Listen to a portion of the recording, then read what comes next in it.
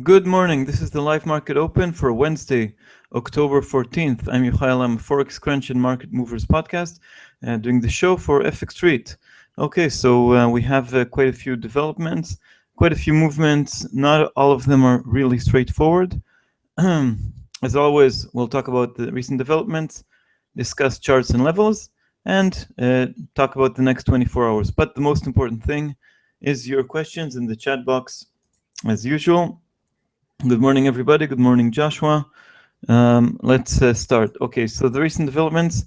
Yesterday we had in Europe, in Germany, the zoo economic sentiment missed with 6 points instead of 12 expected. This means, it missed with only 1.9 points instead of 6. So that was much worse than expected, and it showed that the German public is worried. German investment sentiment is down because of Volkswagen in other figures, but we also have to wait for the IFO figure. So that temporarily hurt euro dollar, but now as we see, euro dollar is on the rise. Okay, so it was only temporary hit, and also as we talked in the past, there's this kind of reaction where bad news in general is good news for the euro, even if the bad news comes from home, from the old continent. Okay, another figure we had, Australian Westpac consumer sentiment is on the rise, but that was really overshadowed by Chinese CPI. So the inflation level in China dropped to 1.6%, much worse than 1.8 expected or 2% last month. And that was, of course, negative for the Australian dollar. In addition, we had from France, CPI, it came out as expected. Also in Spain, it came out as expected. So these weren't really market movers. But we had further developments. We have more mixed messages from the Fed. So we have Brainard calling for a pause, Tarullo calling for a pause, no rate hike. Others such as Bullard wanting a rate hike soon. Also Lockhart is in the camp. So it's quite confusing, quite mixed. We heard from many officials things like that this uncertainty is the worst thing. It's better to hike rates now and just get over with it. Or the IMF are really scared about it and asking the Fed not to raise rates. So it's certainly messy around there. Another thing we had yesterday, we've seen during the show, the British pound was hit quite hard by the weak inflation data. The fall began before the data was released. And then we had also two members of the Bank of England. One, his name is Villay, I think it's pronounced. He's a new member on the Bank of England, and he was quite dovish. And Ian McCafferty, which is usually quite hawkish, he was he was also casting some doubt. So it all hit the pound quite hard. We'll see if it manages to recover. And commodity currencies continue sliding, but we've now seen an exception. The Australian dollar is more on its own, more depressed than the others. The Kiwi dollar is making new highs, and the Canadian dollar is not doing so bad. Okay, so we talked about so many things going on. Let's see the charts. So euro dollar, another morning, another fresh start for the euro, another rise above 114. Same thing like yesterday. This time we're reaching higher levels, 114.27. Okay, so 113.75 is sort of support. It was a struggle line. It capped the pair in the past. 114.60 is a critical line. I'll remind you again why it is so important, because it was the peak here in May, and then the peak here in September. A double top, tough line, 1,000 pips above the very bottom. Will we reach this today, or will we see another hesitation? Anyway, this is euro sort of in this T-junction, if you wish, in the crossroads. Okay. Now we talked about the pound. It was hit hard yesterday, and now it's recovering. So this is the daily chart. We've seen this big fall yesterday, and now the rise right here. Let's look a bit more in detail, the 30-minute chart. So this candle here is the fall before the inflation figures, and then it extended its falls and then reached even lower ground. 151.80. Now we managed to recover since then, and now it's on the move. 153.22. Now we know that in less than half an hour and 25 minutes or so, we'll have fresh employment data from the UK. The most important thing to watch there is not the jobless claims, even though they're fresh figures for September, not the unemployment rate, even though it's fresh for, it's of course moving headlines, and it's for August, but the wages. Let's look at the calendar, examine the data. Okay, so we have, here we go. Employment is expected to remain unchanged actually at 5.5, but this is the most important figure. Average hourly earnings, they're expected to accelerate from a yearly rise of 2.9 to 3.1%, okay?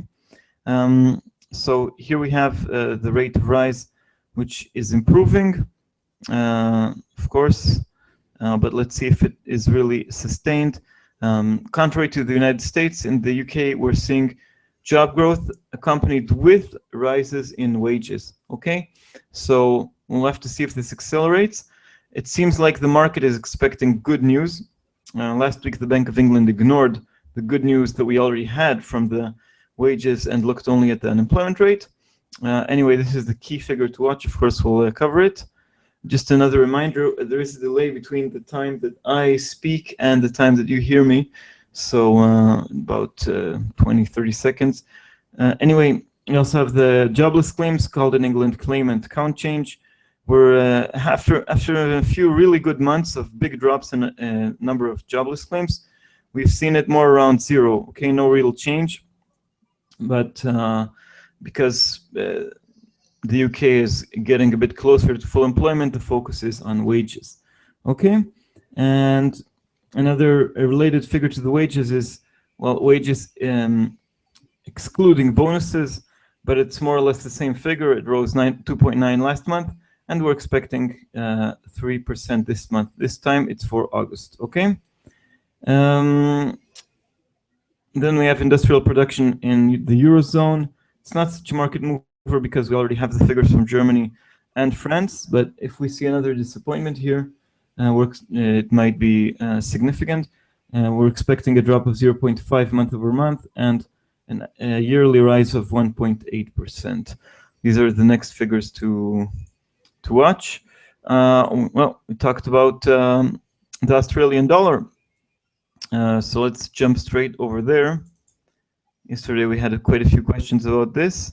So this is where we are now. We had a huge rally in the Aussie dollar from this double bottom here of 69.35, around 70.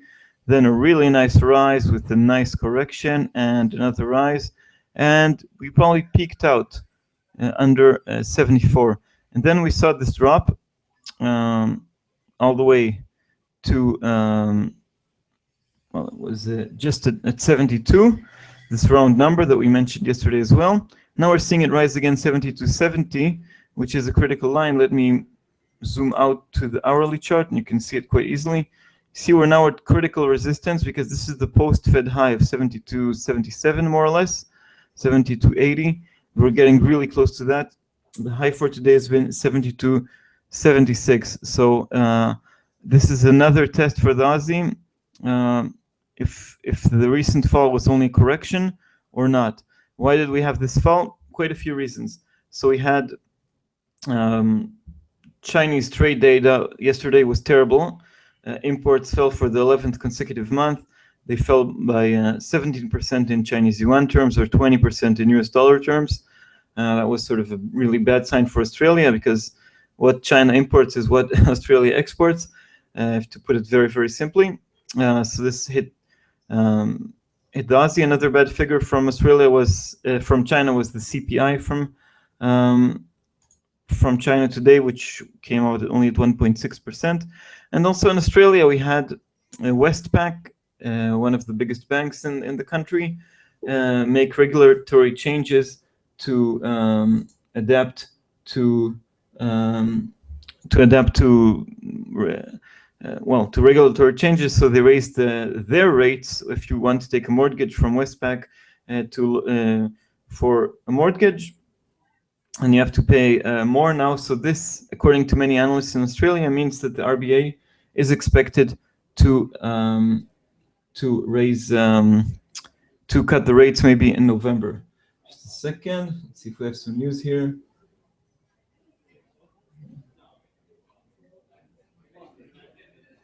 Okay, your questions are welcome in the chat. I hope you can see the chat.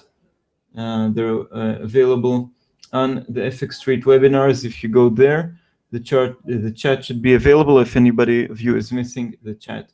Okay, and you can use another link.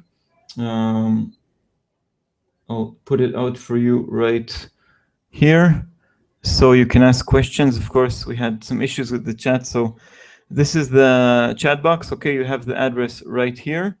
It's, let me just read it out quickly. HTTPS.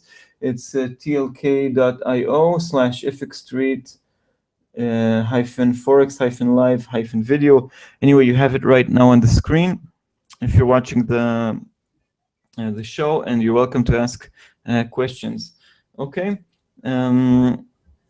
let's put it here on the side. While okay, put it out of the screen. And now let's continue with the other topics. So we talked about the Australian dollar and the critical levels. Pound, okay, and let's just do a quick review of what's expecting us today. We have employment data in the UK. We talked about that. At 12:30 GMT, we have retail sales and also the PPI. Retail sales is very, very important in the United States. There's lots of consumption over there. Let's look at the figures. So headline retail sales month over month expectations are quite low.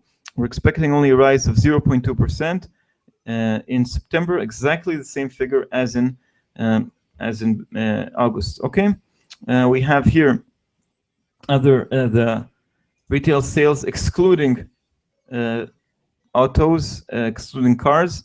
They're expected actually to drop 0.1% after 0.1 last month. Okay, so these are the important figures to watch. The core number usually has more of an impact than the headline number, but of course it's very important when the Fed says it's data dependent. This is one of the key figures. Okay, so what else do we have here? Producer prices. So producer prices, PPI is not as important as CPI, but it's still of importance. One worth mentioning here is the year-over-year change. Of course, we have a drop of 0.8%. That's mostly due to oil prices. We're expecting a more moderate drop this time of 0.7%. But if retail sales come in as expected and PPI really surprises, then PPI will have the upper hand at determining the next direction. Okay, then what else? We have also core PPI excluding food and energy. We had it rise 0.9%, and this time we're expecting 1.2%. But yet again, retail sales are the key figure for the US dollar today. Okay, just take a look at what's expecting us tomorrow. Australian employment data, of course, we mentioned the Aussie. So let's look at the figures. We have them right here. Very important data for Australia, a very busy week for the Australian dollar. Most important figure is employment change. We had a very nice rise of 17.4 thousand jobs back in August. Now we're expecting a rise of only 5,000. As you see, it's a bit volatile, this figure. Unemployment rate is expected to rise from 6.2 to 6.3%. In general, the trend in recent months is up, but Australia still has quite a good unemployment rate. 6.2, 6.3 is not a disaster. It's important to remember also that the participation rate in Australia is 65%, which is much better than in the United States. The less important figures, but still watched by markets, are how many of these workers are, what is the change in full-time unemployment and part-time unemployment. Okay, of course, full-time unemployment is better, it's long-term, and it's full job that pays a full salary, and Part-time is usually more temporary, and of course makes less income. So last time we had most jobs were gained as full-time jobs, 11.5 thousand, which was good news, and only a third of it was part-time jobs. Okay, this is important to watch. Of course, we'll cover it tomorrow morning in our show. Okay, so these are the big events. Now let's look more at the charts. Let's look at euro dollar. Okay, didn't move much since a few minutes ago. Let's move according to the order. So dollar yen. Dollar yen is still hugging 120, but yesterday it floated below this level and managed to remain below this level for quite some time. Today's range is extremely limited, 119.48 to 119.80, only 32 pips range, and now it's bang in the middle. Look at this chart, very, very flat since the beginning of, since mid-September, since the big fall that came due to the Fed. We have very, very narrow ranges. I mentioned 120, 120 in the past, and 118.70. But now we're seeing it range in, I don't know, more or less 100 pips above and below. Okay, so this is what's going on. Before I move on to other charts, let me remind you again of the chat room. If it doesn't show up on your screen alongside the video, you're welcome to open the browser in another tab and go to tlk.io/fxtrade Forex-live-video. Your questions are always very, very welcome. Okay. So let's move on to the next charts here on the screen. Dollar CAD. Dollar CAD experienced quite a big drop from those 11-year highs of 134.60 all the way to 129. And then the hourly chart, we can see a double bottom on dollar CAD at 129. Very nice round number and a double bottom. Since then, we had oil prices drop a bit lower.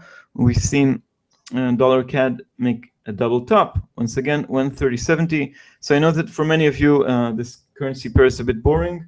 And there are more exciting things in theory, more newsworthy things like euro dollar. But I see that also in terms of technical patterns, it's quite interesting, and the correlation with oil makes it interesting. Anyway, we've seen it reach a double top of 130.70 and now drop once again under 130 as the mood improves once again. Okay, and we talked about the Australian dollar that stood out negatively among commodity currencies. Now let's talk about the Kiwi. Certainly resuming its charge. We've seen it rise all the way here up to 67, almost 40. Drop when there was a bad mood yesterday in markets, and now it's shooting up once again, all the way to a high today of 67.50. Okay, then let's look at higher levels for the Kiwi. I know that some of you are interested in this currency pair. Daily chart. So we are currently at resistance. Let's see if we can break higher. And above these levels, I see resistance only at 69, another round level, because we've had a huge fall here. Then we had this consolidation at lower levels, and now we're seeing the pair move back up. One of the drivers of the Kiwi was the price of milk. This price was moving higher, and this is, of course, supportive of more moves higher. Earlier, we had a speech by Graham Wheeler, the Reserve Bank of New Zealand's governor. He spoke about more monetary policy action that could be needed, but that wasn't news. We know that we still expect another rate cut from the RBNZ later this month. Okay, but at the moment we have no news, and no news is good news. So the Kiwi is also rising, the CAD is rising. The Aussie is also making an attempt to recover, but it's stuck a bit behind. Okay, so that's the hourly chart of Kiwi dollar. Now it's at the highest since, let's look at the daily just once again, highest since July. Okay, so it's a 3-month high for Kiwi dollar. Let's move on to dollar Swiss. The weakness of the dollar is pushing the pair lower, but within the range, 95.60. We're expecting 95.30 is sort of support. It's not that far away. That was the base. That was the swing low just in mid-September. The high within this range, 96.65 and then 98.40. So it's more movements. It depends more on movements of the euro against the dollar. Dollar Swiss, because euro Swiss is very, very limited in range. As we can see, 109.09, very limited. The wider levels here are 108.70 and 110, but it's more around 109, 109.50 in recent days. So if you're looking, in many cases, dollar Swiss is just an inverse of euro dollar, okay? Euro pound, yesterday we saw it shoot higher thanks to the big fall of the pound. So it's quite established itself in higher ground. We have here support at 64.35 and resistance, put it more correctly right here. It's basically, well, 74.98, well, 75, we can round it up. So it's now in higher range. We can see it traded in this lower range and then it moved higher, mostly because of the fall in the pound. Euro is creeping higher. Also, technically, it offers less pips, but then, for instance, pound yen, but still a very, very interesting currency pair. Also, technically, euro yen. Yen is still stuck, even though it's a bit strengthening against the US dollar. The euro is creeping higher, so we're at 136.40, 137.53 is resistance. Support is at 135.60. Okay. Pound yen, well, was hit hard by the fall of the pound yesterday, and I'm still marking here the 50 pip increments. Now we're at 183.17, and I see resistance at 183.50. The high today was 183.44. Okay, I know that many of you are looking to this currency pair. If we have a recovery of the pound, 186 is the sort of big level I'm watching on the top, and on the downside, 181. Okay. Any questions? I'll just remind you, if you can't see the chat box directly, just open your browser, go to tlk.io/fx3-forex-live-video, and I see that many of you are in the chat room, so you're welcome to ask questions. Let's look at the bigger themes in markets. We have a few more minutes before we can get ready for the jobs figures in the UK. So we have the bigger events for this week. Okay, we had holiday in Japan, the United States, and Canada back yesterday. On Monday, and that sort of made markets a bit sleepy. But we had lots of action yesterday with Chinese trade balance that disappointed, UK inflation figures that disappointed, and well, everything's disappointing in the German zoo indicator. But now we have a better mood in markets. Chinese CPI was weak. Employment data is next. US retail sales. Tomorrow, apart from Australian employment data, we have inflation data from the United States. We're expecting it to remain core inflation, which is the important figure for the Fed, to remain about 1.8%. The Fed has not been confident about inflation. It wants to see higher inflation, and it wants to see higher employment, of course. What else do we have on our agenda? The big topics are Fed to hike or not to hike. Once again, the never-ending story of the Fed hike. So the jury's out regarding December. Each time the Fed doesn't make a decision, and everybody's waiting for the next move. Okay, so if you ask economists, you have 65% of economists saying there's going to be a rate hike in December. If you ask bond markets, then you have 65%, again around 2/3 saying no rate hike in December. The rate hike will come only March. Okay.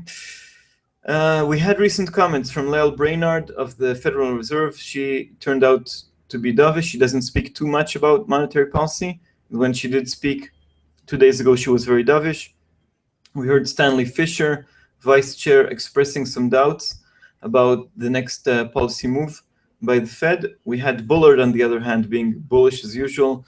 We had Lockhart being bullish.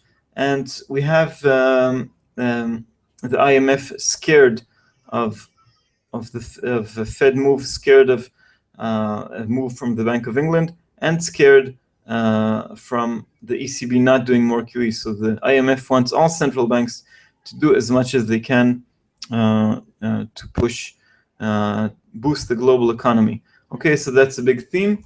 Now we have a question from Trep. Any comment on gold? Let's look at the chart and try to give you an answer. We had gold rising, which is part of the better environment in markets. So yesterday we didn't see this improvement. Here we are with the chart of gold. It's currently above resistance of 111.70. We mentioned this line a few times in our show. So we had it move higher. I think it's quite a convincing break now. We had it just shoot above this level. 111.70 was the high, last week here. And I think, yeah. So it's a very nice technical pattern, I think. We had 111.70 as a high in September, just after the Fed decided not to raise rates. We had a first attempt that failed to break above this level, and then a second attempt already saw a break higher. Let's look at the next levels. So 111.82 is the level I marked. Let's see why. And then we have 1,200. So yeah, well, not so sure anymore about 111. Let's put it right here at 111.80, because that served as support in the spring. Not very strong support, but worth mentioning. Then we have right here, this is a previous peak, sorry, right here at 1,203, and then more correct to put it here at 1,232.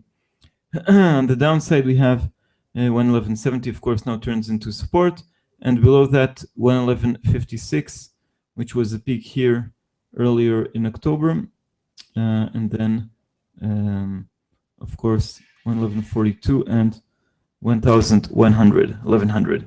Okay, so these are the levels we're watching in gold. In general, gold is supported by speculation of more action from central banks, more monetary easing, more inflation, and when central banks go tightening, it's bad for gold. Good morning, Jack Sarwild. Good to see you here. You're asking, what do you think about rate hike? I'm not sure about what context are you asking that in regards to the Federal Reserve. Anyway, please explain, and I'll be glad to answer your question. And the question from Paul. But before we take that question from Paul, let me look at the. We're getting close to the employment data from the UK, so let's try to cover this live. Expecting the data in just a few seconds or a minute or so. So let's look at the chart right here of pound dollar. Let's look at the 30-minute chart. So we have it right here. Currently 153.05, more or less. The pound did move quite a lot. We had 153.35 as the high and 152.46 as the low.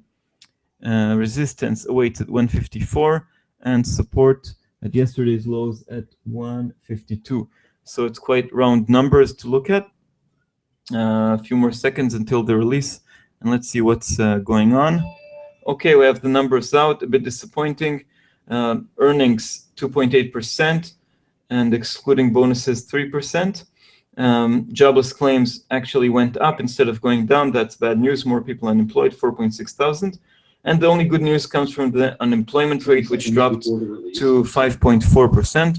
All in all, disappointing figures, but I can't say that we're seeing a big fall. We're seeing a drop, yeah, but I can't say it's really, really dramatic. So we're seeing a drop under. No, it's beginning to accelerate now as we speak. So when 52.85 was the low so far. All in all, it's a disappointment, not huge, but still a miss. Okay. Let me just show you the figures on the chart here, on the calendar here, as it was focusing on the chart. So we have all the figures here. As you see, unemployment rate in the UK fell to 5.4. That's the good news. Bad news is that wages, this is the important figure, without bonuses, they rose less than last month and less than consensus, and so did wages with excluding bonuses. Anyway, both figures are disappointing, and also the number of unemployed in the UK is going up. Now, the number of unemployed is for the month of September, and the unemployment rate is for August. So that might explain this discrepancy. Okay. Let's look again at the it's sliding, still within range, still more or less erasing the previous gains, but we can see this maybe accelerate. Okay, now a question from Paul. Paul asks if the equity market is risk off and the RBA likes to cut rates after Westpac increased mortgage rates today, then why is the odd USD rising? Wouldn't the risk off and the potential RBA easing bias? An example, Maguire's bank said today that it's a done deal for the RBA to cut rates in October, meaning that the Aussie would fall. Why is it on an upward tier? Okay, so you're certainly well informed, Paul. So the Australian dollar is indeed on a rise from the lows in recent hours, but in general, if you compare it to other commodity currencies, it's still depressed. It's still off the highs. The Kiwi dollar is making new highs, and the Canadian dollar is approaching dollar CAD, the new lows. I think the Australian dollar is a bit more depressed. It was hit by data from China, CPI. It was hit from this move by Westpac. The next RBA agreement is in early November. Next RBA rate decision is in early November, and they do expect the RBA also to cut rates.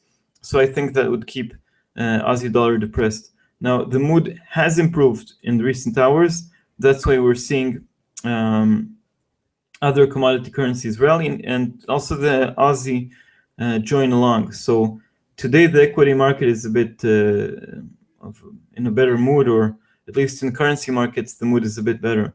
So the Aussie does recover, but in comparison to its peers, it's depressed both by Westpac and by the Chinese data. Okay. So that could explain what's going on at the moment with the Australian dollar. Okay, let's take another look at pound dollar to see what's going on there.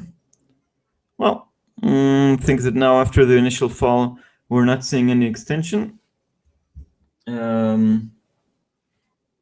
Let's talk about other currency pairs and wait more questions from you guys.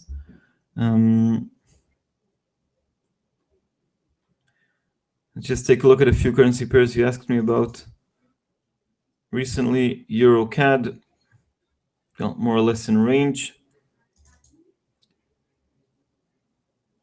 Pound against the Canadian dollar. This is a more interesting one. Here you can see it, Paul, to your question. So as you see in recent hours, recent days, the Australian dollar is losing a lot of ground against the Kiwi dollar. So that's what can explain so in relative terms, the Australian dollar is currently gaining ground, but if you compare it to other commodity currencies, we see a big fall right here. Okay. Let's look at euro dollar. So we're seeing it still in this limited range. Chart I like to show almost every day is this one with the downtrend resistance that has been broken.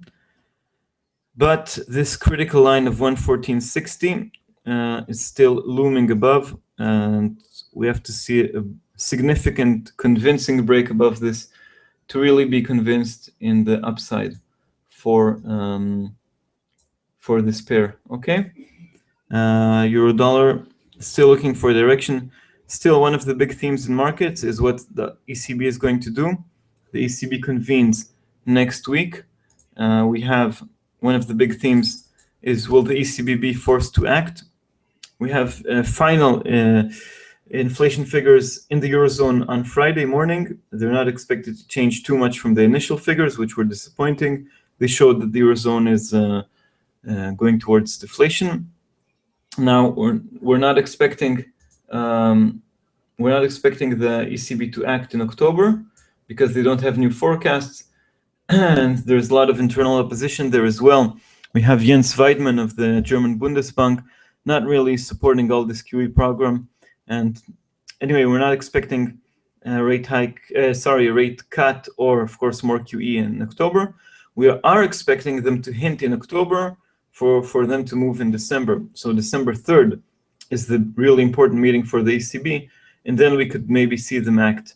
But in the meantime, it's sort of an ugly contest with the Fed. The Fed, as more data comes in and more Fed speakers talk, there are growing doubts about the Fed acting in December. I think they should act. They should raise rates, because currently low rates are only fueling bubbles and are not really helping the real economy. But of course, the debate rages on. I assume that some of you are already tired of hearing all this data. So let's see where the ECB will go to next. But that's a big event next week on October 22nd. That's, of course, one of the bigger themes in markets. More themes is what's going on in China. So China is slowing down. Does this, of course, this creates a negative mood unless China introduces even more stimulus like the IMF wants it to. I doubt they will really do that. And we have another theme is the Bank of Japan's October meeting. The Bank of Japan meets on October 30th, just before Halloween. And last year they introduced lots of monetary stimulus and fiscal stimulus, and they might do it again also this time. The jury is still out. I have another question here. Let's look at the question. From Paul, there appears to be general USD weakness today. Is that a fair assessment? And could it be related to low expectations for US retail sales? Yes, I think, first of all, yes, the US dollar is weakening across the board. It's hard to say that today it's more of a sort of risk on or risk off. So we're seeing euro dollar rise. We're seeing dollar yen falling. So these are safe haven currencies, and other currencies are more or less gaining also against the dollar, even though they are commodity currencies. So it's certainly a fair assessment. Related to expectation for, partially, because it's not only US retail sales, it's also expectations for rate hike, and everything is of course correlated, related to one another. So we're expecting more news from the United States, and retail sales could point out to the next direction of the Fed. But it's also important to remember that the latest Fed speaker was someone who doesn't talk too much about monetary policy, Daniel Tarullo. He doesn't really support the rate hike. Usually talks about regulation, that's his expertise, but he also added to the sort of dovish sentiment, the bearish sentiment against the US dollar. Okay. Let's see. We have another question, or we can begin the wrap. Let's just look again at pound dollar. Oh, that was a quick recovery, wasn't it? In 10 minutes, we had the pound suffer from the weak employment figures, but rise once again. So that's, let's see how the pound is faring against other currencies, such as the euro. Here it's a bit more mixed. And against the yen, Pound is rising against the yen. Okay, that was a quick recovery. So, as I said, the disappointment was small. It did have an impact, but it didn't last too much time. Okay, so that's what's going on. Let's look towards the European industrial output figures. If we have any big movements in the euro dollar, no. It's around 20 pips off the highs of 114.27, and as aforementioned, 114.60 is the really critical level for euro dollar. Okay, so let's begin the wrap before, and if you have any more questions, I'll answer them right afterwards. Let's begin from the beginning right here. So this is the wrap for the live market open of Wednesday, October 14th. We had quite a few interesting developments in markets. We had weak data from Europe with the zoo missing, reflecting the Volkswagen crisis, but this had little impact on the euro. We had Australian data come out okay, but Chinese CPI, more importantly, disappointing once again, this time with inflation at 1.6%. This hurt the Australian dollar, which is managing to recover a bit, but suffering against its commodity currency peers, which are now moving higher. Inflation data from France and from Spain came in as expected, had no impact. We have mixed messages from the Fed, Bullard and Lockhart wanting to raise rates, unsurprisingly, Tarullo and Brainard wanting to wait a bit more. The recent message from Tarullo was relatively dovish, and it was the last thing markets heard. So this might be part of the reason that the US dollar is on the slide. The pound was hit hard yesterday by inflation data and dovish talk, but today it's managing to ignore the worse than expected wage data. It fell only a bit and then managed to recover. Commodity currencies are, well, they slid yesterday, now they're recovering, apart from the Australian dollar, which has more to catch up in comparison, especially to the Kiwi, but also to the CAD. We have the big event for today is retail sales in the United States. We're expecting very minor changes in the month-over-month figures. In retail sales, it's important to notice not only the headline figure, but also the core figures. There are quite a few core figures, in fact, but of course the one that everybody calls core is the most important one. Without autos, without cars, which are sort of in their own field. We have also purchasing the producer price index PPI from the United States. Here we're expecting more or less same figures like last month. It'll probably have less impact because retail sales are much more important. For those of you trading the Australian dollar, Australian employment data is up in the middle of the night. This should have a significant impact on the Aussie, especially to show if the Australian economy is doing well without China or not. Let's take a quick look at the charts. We have euro dollar making another move higher, 114.27, still above critical resistance at 114.60. Pound dollar recovering quite nicely, erasing the falls seen after the disappointment in wages and even moving to higher ground. Resistance at 154, support 152. Dollar yen still in range, but certainly leaning lower in comparison to recent days. 119.50. Level I'm looking to the downside is 118.70. Okay, 120 is the line that it was hugging. Dollar CAD battling with 130. Also, the Canadian dollar is recovering thanks to rising oil prices. Once again, Australian dollar is also recovering, but very limited because of this critical level, 72.80 more or less, which was the post-Fed high right here, and now serves to cap the pair once again. Very interesting currency pair. Kiwi dollar is breaking new ground, a bit limited to the upside with the previous high. Let's see if it can move higher. The high for so far 67.50. Big resistance only at 69, support at 66. So these are the main currency pairs that I'm watching. In general, the theme is of US dollar weakness across the board, and but a lot depends now on the retail sales for the next move. I'll be here as usual tomorrow morning, the same time, 8 GMT. We have lots of indicators tomorrow as well, and markets are certainly moving. Thank you, everybody, for your questions. Sorry for the technical trouble with the chat. And have a safe day of trading, and see you tomorrow. Thank you. Bye-bye.